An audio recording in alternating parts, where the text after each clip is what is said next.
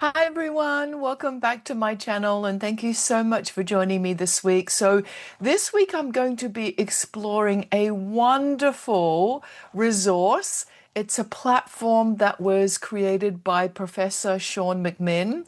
I came across his work at a conference that HKUST ran, and I would say it was probably one of the best conferences that I ever attended, and I'll explain why later. But Professor Sean McMinn has released a wonderful platform that compares all the different AI digital literacy programs because it can be so overwhelming. So if you want to come and explore this wonderful platform with me, then please keep on watching.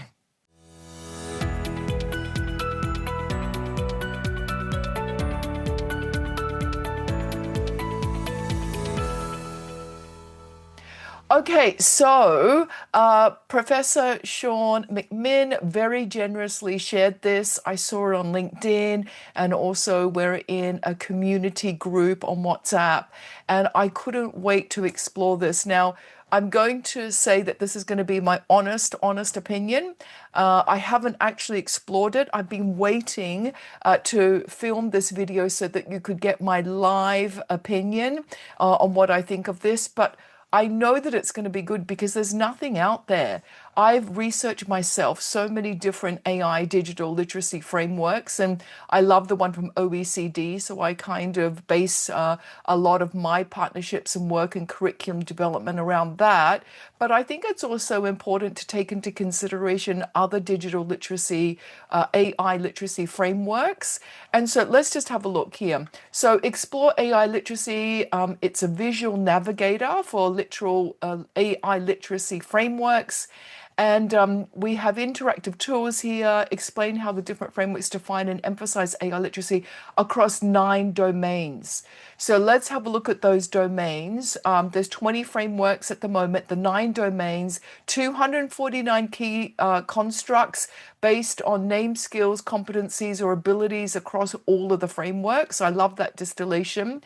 And then it's quite a recent year range from 2020 to 2026. So let's have a look at those 9 domains that we're looking at. So the 9 domains are kind of conceptual lenses, I think, that help us frame the different digital literacy components and help us to really see 9 different I suppose, components that are important for us to consider. So first of all, technical understanding. I think it's important that everyone has some technical understanding. You don't have to be a coder, you don't have to be a computer scientist, but to have some kind of understanding how AI systems work, how the algorithms, machine learning, data structure, neural networks, and the technical foundations of AI. The next one is ethical reasoning. So reasoning about AI ethics, fairness, transparency, accountability, privacy, consent, and moral dimensions of AI use. And that's something that I really emphasize, I think, in workshops and partnerships. In fact, even if I'm doing a 2-hour workshop or professional learning opportunity, which I am this week, we're still going to cover ethics. So rather than just giving an introduction to the tools and how to use them, let's focus on ethical and responsible use.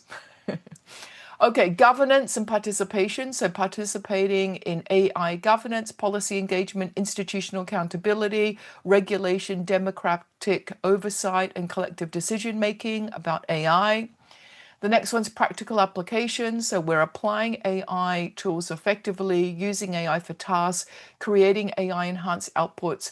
I don't really call it prompt engineering. I think it's not really science and mathematics. It's not engineering. But anyway, developing prompts and communicating with different AI tools and practical tool competency. And I would say with practical application, we really want to focus on tool application that serves learning. So learning has to be at the forefront of all of our tool use.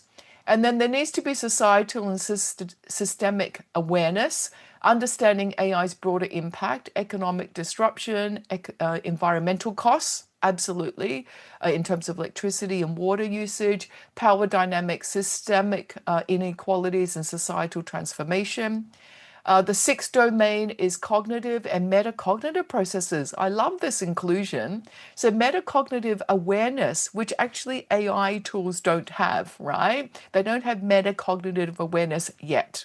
Reflection on one's own thinking when using AI, that's a unique human quality, metacognitive awareness. Cognitive offloading risks, absolutely, and intellectual humility and learning strategies. Then the seventh domain is critical evaluation. So we need to be able to evaluate AI outputs critically, assessing accuracy, detecting bias, verifying claims, and judging the quality and reliability of AI generated content. And then human agency and identity, maintaining human agency, identity in AI mediated environments, self efficacy, autonomy, emotional well being, and the human AI relationship.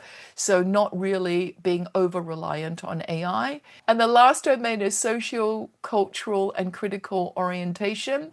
Critical orientation towards AI cultural and political dimensions, power, ideology, representation, cultural context, and whose interests AI serves. So some big concepts there, geopolitical concepts there. Okay, so we've got 20 frameworks, right? So here are the 20. UNESCO, of course, they came out with some great papers. AI for K-12, a lot of the ones that you're familiar with. Here is HKUST's one by Professor Sean McMinn. Digital Promise. You can see there's the OECD European Commission one that I use. But, you know, this is like saving me a lot of time and research. So this is absolutely wonderful. So let's just go to the Domain Explorer. Great. So looking at this, compare how frameworks distribute emphasis across the 9 AI literacy domains. Select up to 3 frameworks to overlay. Okay, so the one that I use is, let's go to the AI literacy framework, yep, from OECD. And we can see that it actually, yep, does cover quite a bit of the domains, maybe not the social cultural one, but ethics hopefully will be, yep, is developed there actually. And we're comparing it with another one. So hang on, let me just unclick that. Let's just compare this one, OECD, to, I use this one. And then I do like the UNESCO, actually. Let's just compare. Oh, look at this one. This one is the AI for K-12. And there's a strong emphasis on the technical understanding, which is good. So if you're looking for more technical understanding in AI, go to that framework. And then it says all frameworks by domain. Look at this. I love this color coding as well. Very easy to see. So we can see here, I'm just going to go to the OECD one. Oh, there's kind of 6% is ethics. So there's not as much emphasis on ethical reasoning. That's interesting. And then this one is the red one, the government. Okay, so that's interesting. All right, let me just go to the profiles. I'm just going to go to each tab. One, look at this. This is so comprehensive. Thank you, Professor Sean McMinn. This is really just so helpful. Now, cross-framework skills map. So here are the 9 domains, and then we can see the skills map. So let's show that one. Okay, looks just at the technical understanding domain.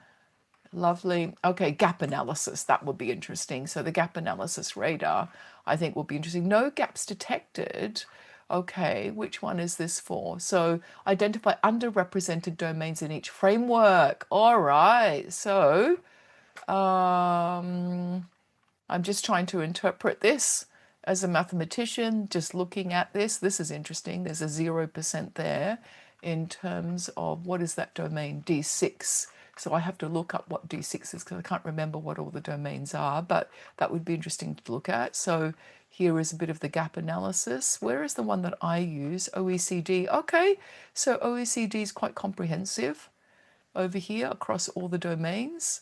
That's interesting. So I think the red are a little bit low in terms of the gaps, and then the green, it's high in terms of the domain scores. Okay, and then the big AL lens.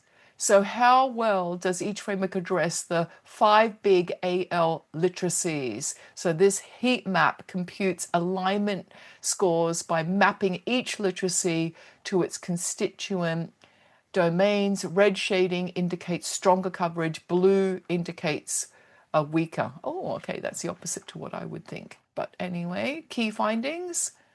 Okay, socio-cultural and critical orientation across all frameworks average about 5%, okay, which is quite low.